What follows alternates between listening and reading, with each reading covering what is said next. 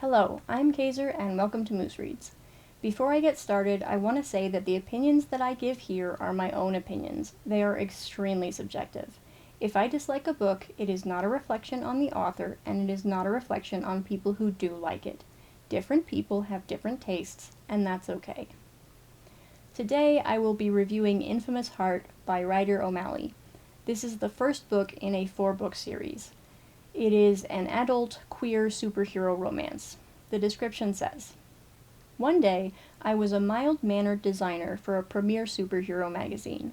Turned down for a promotion yet again, I let loose years of repressed anger. That's how I got fired. Lesson learned. Now my career is as successful as my love life, but it's hard being upset when I storm out of the office and into the huskular man of my dreams. Sebastian is successful, confident, and the way he fills out those pants, it's basically a crime. Working as the art director for a rival magazine, I beg for him to look at my portfolio. But in this city, you can't throw a rock without hitting a supervillain, and, for reasons I can't fathom, this one wants me dead. They were about to ruin my date. Thankfully, Sebastian has gifts of his own. Now I'm trying to get the job of my dreams while I figure out how to be a sidekick to a superhero. Oh yeah, and not get myself killed. Must be a Tuesday." I think I'm giving this 2 stars. This is another one I really wanted to like. I like superhero stories, I like romance, this should have been easy. But no. The 2 characters meet and are instantly extremely attracted to each other and start dating. That doesn't sound like a bad thing, but I felt like they were a little bit too into each other too soon, and it felt kind of jarring. It doesn't help that this is single perspective. So we get the reasons why Griffin is attracted to Sebastian, but there's not really any indication as to what Sebastian sees in Griffin.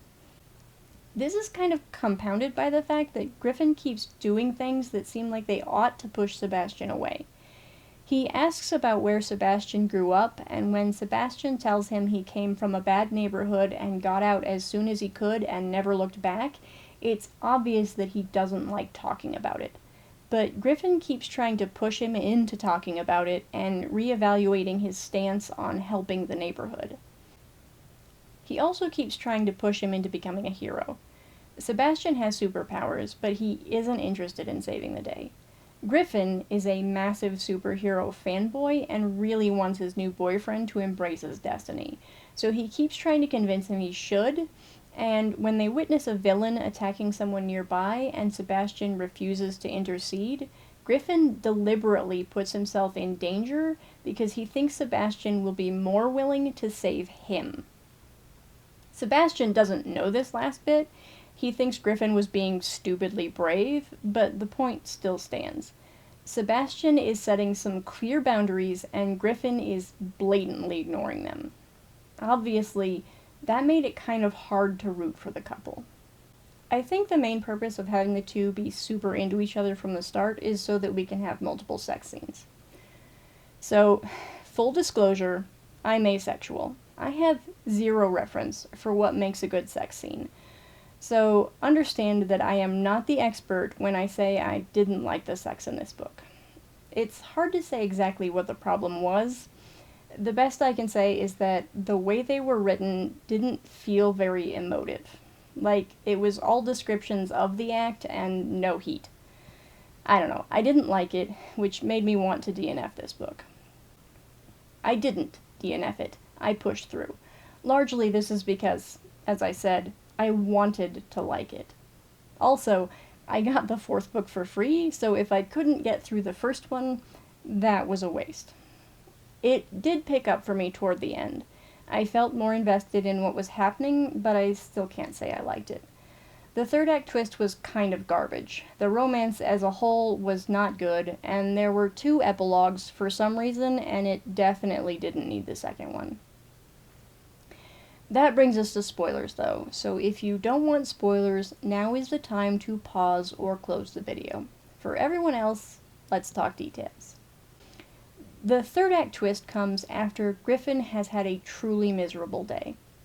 He had a meeting with Sebastian's boss, who he is trying to get to hire him, and it went poorly. Then, after, one of Sebastian's co-workers went out of her way to tell him he wasn't good enough for either the job or Sebastian.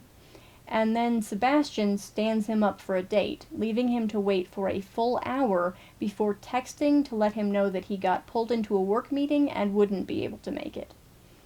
There's nothing up to this point to indicate Sebastian is this callous, and since both guys have been heavily into each other from the start, it felt completely out of nowhere that he would behave this way. He doesn't give any kind of explanation, and when Griffin complains about it, he stops him before he can give one. So we just have him acting out of character for no real reason other than plot drama. O'Malley kind of doubles down on this too, because later Sebastian tells Griffin that Griffin walking away at that point was when he realized he was in love with him. So he was falling in love with the guy, but he couldn't be bothered to text promptly or give an explanation after the fact. The bad guy is the co-worker who was mean to Griffin earlier, and she's been targeting the employees of his former workplace because they're the competition. So the climax of the book involves her attacking the building where the magazine is housed directly. Desperate to prove himself to Griffin, Sebastian shows up to be a hero, and Griffin races to the building to be a good sidekick. This is the point where I was fairly interested in the book, and it's very late in the game. But I enjoyed seeing Griffin actually step up and try to help people.